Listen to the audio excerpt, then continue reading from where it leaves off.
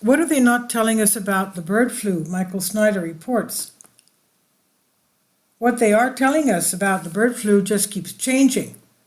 At first they told us that humans were not at risk, but now the WHO says that there is enormous concern that H5N1 could potentially start spreading among humans, and when dairy cows in the US started catching bird flu, we were assured that milk from infected cows was being kept out of the supply chain, so most Americans continued to buy milk, cheese, and butter as usual. But now 2 different rounds of testing have confirmed that massive amounts of milk from infected dairy cows is getting into the supply chain.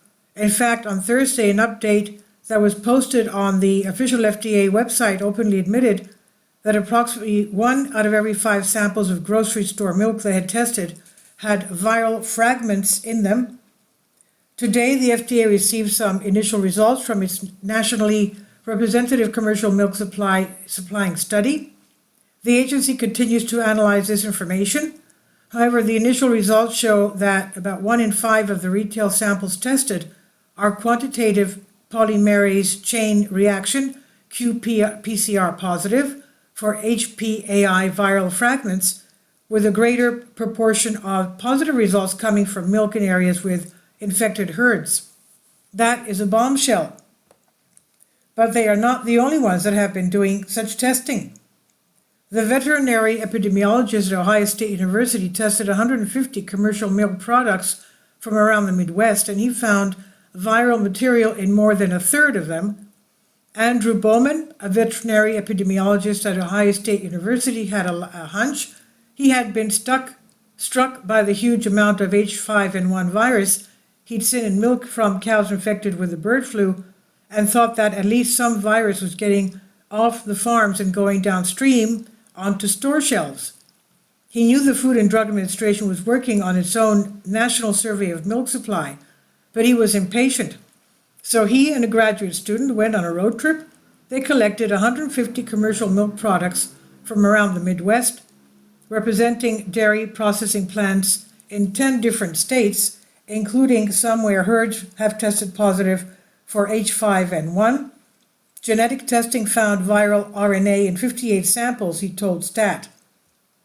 And what these tests indicate is that H5N1 is far, far more widespread in dairy cows than we had been told.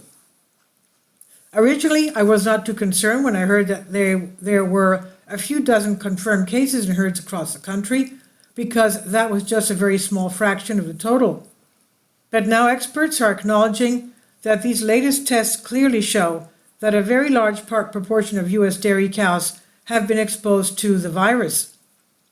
The fact that you can go into a supermarket and 30 to 40% of those samples test positive, that suggests there's more of the virus around than is currently being recognized, said Richard Webby, an influenza virologist who has been analyzing the samples at St. Jude's Children's Research Hospital in Memphis, Tennessee, where he heads the WHO Collaboration Center for Studies on the Ecology of Influenza in Animals.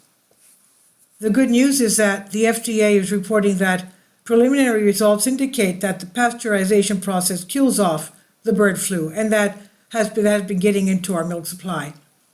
Preliminary results of tests run by the Food and Drug Administration show that pasteurization is working to kill off bird flu in milk, the agency said on Friday. This additional testing did not detect any live infectious virus. These results reaffirm our assessment that the commercial milk supply is safe, the FDA said in a statement. Hopefully, those preliminary results will be confirmed. Unfortunately, any milk that has not been pasteurized is at risk. Well, who would drink unpasteurized milk? I mean, that's risk for other things too, not just bird flu. Now, in fact, the USDA is telling us that deaths and neurological disease have been widely reported among cats that had been drinking unpasteurized milk from dairy cows. Other animals have also not fared as well during the outbreak. The USDA said Friday that deaths and neurological disease had been widely reported in cats around dairy farms. Officials have said they suspect cats had been drinking leftover raw milk from infected cows. Why are we only hearing about this now? And what else are they not telling us? It appears that we have a major crisis on our hands. Sadly, more confirmed cows just keep rolling in. At this point, Colorado has become the 9th state where dairy cows have officially tested positive. Avian influenza has been confirmed in dairy cows in Colorado, making the Centennial State the 9th in the U.S. to see the highly contagious virus jump from bird to cattle. According to the State Department of Agriculture, the Colorado State Veterinary Office was alerted on April 22nd that a dairy herd in northeastern Colorado was exhibiting symptoms of H5N1 or bird flu.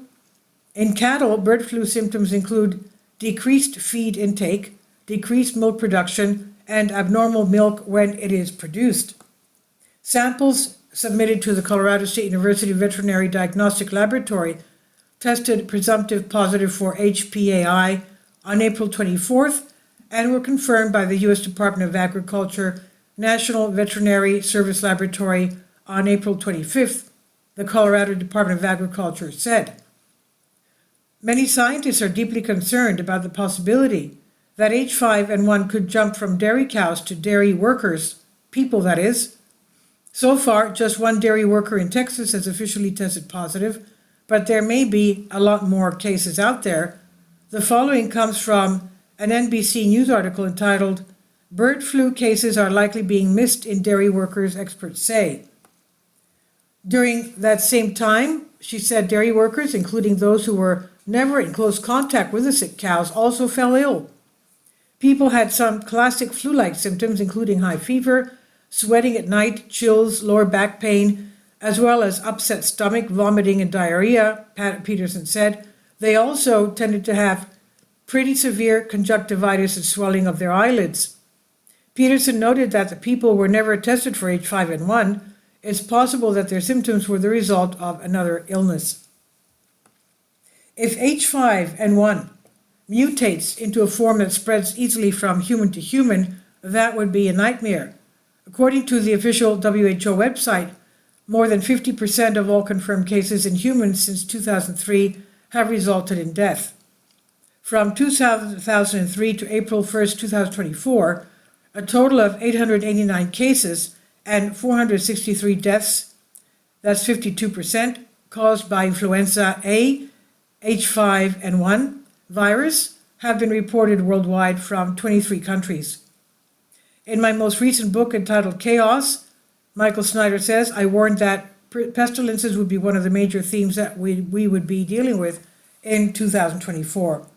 The bird flu has already killed millions upon millions of birds all over the globe, and now it has made the jump into mammals such as dairy cows and cats. Many experts are convinced that it's just a matter of time before it starts spreading among humans on a widespread basis, and once that happens, everything will change. This is by Michael Snyder on End of the American Dream. Please leave your comments. Thank you for your support. Michael's new book entitled Chaos, available in paperback and for Kindle on Amazon, and you can check out his new Substack newsletter right here. About the author, Michael Snyder, extremely controversial new book, Chaos, available in paperback and Kindle on Amazon. He's also written 7 other books available on Amazon, including End Times, 7-Year Apocalypse, Lost Prophecies of the Future America, The Beginning of the End, and Living a Life That Really Matters, Commissions Earned. When you purchase any of Michael's books, you help to support the work that he's doing.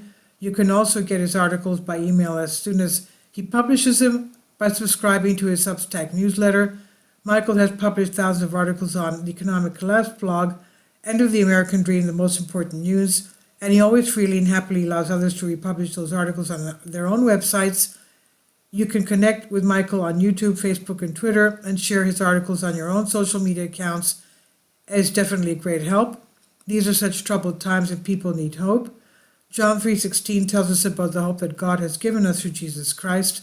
For God so loved the world that he gave his only begotten Son, that whosoever believeth in him should not perish but have everlasting life.